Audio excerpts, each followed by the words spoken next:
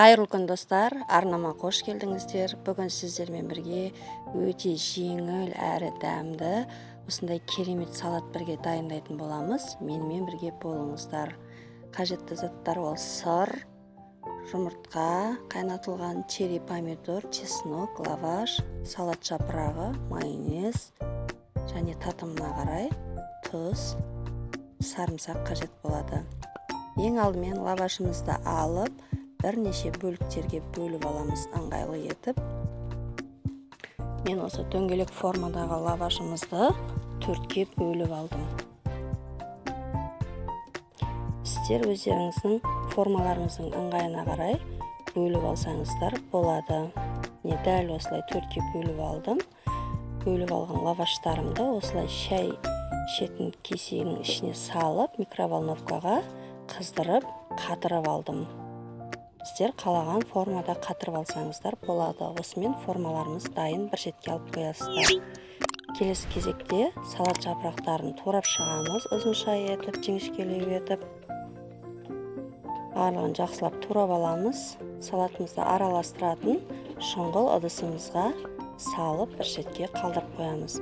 Достар, менің YouTube арнама тіркелмеген болсаңыз тіркеліп, қасындағы қоңырау белгісін басып қойыңыздар. Алдағы уақытта көптеген қолжетімді рецептермен бөлісетін боламын. Келесі кезекте сырымызды майдалап, 4 бұрышты етіп турап аламыз. Сырдың орнына брынза қоссаңыздар да жарай береді. Толық рецепті төменде описание бөліміне қалдырып кеттім достар. Сол жерден көбейтіп жасай берсеңіздер болады. Міне сырларымыздың барлығын дәл осылай майда 4 бұрышты етіп турап алдық. Келесі кезекте черри помидорларымызды турап аламыз. Помидорларыңыз қаттылау болғаны жақсы. Сол кезде суы аз шығатын болады және қатты болып формасын жақсы ұстап тұратын болады. Барлығын осылай дөңгелек етіп, жіңішкелеу етіп, барлығын осылай турап аламыз.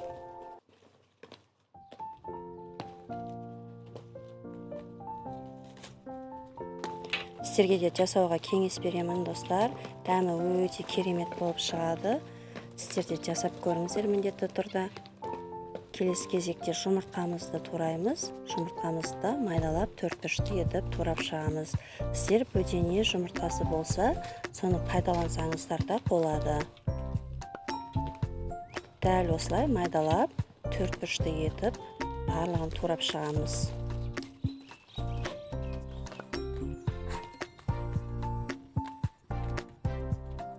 Келесі кезекте консервіленген жүгерімізді саламыз.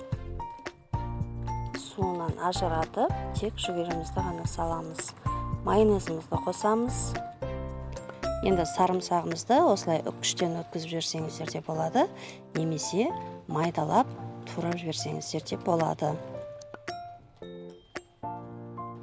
Жақсылап араластырамыз және татымына қарай тұз салуды ұмытпаңыздар. Мен аздап тұз септім. Барлығын жақсылап араластырамыз.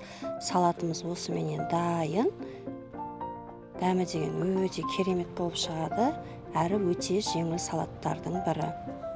Міне дайын болған салаттарымызды алдын ала дайындап қойған осылай лаваштан жасалған корзинкаларымызға барлығын әдемілеп қасықпенен салып шығатын боламыз. Дастархандарыңызға қойсаңыздар, дастархандарыңыздың көркін береді.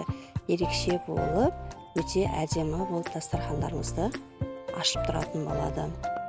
Сіздер де жасап көріңіздер міндетті түрде.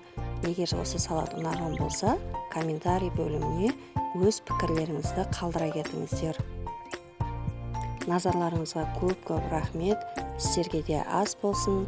Менің арнама тіркеліп, қазақша контенттің дамуына өз үлестеріңізді қосып, лайк басып, пікір білдіріп отырыңыздар.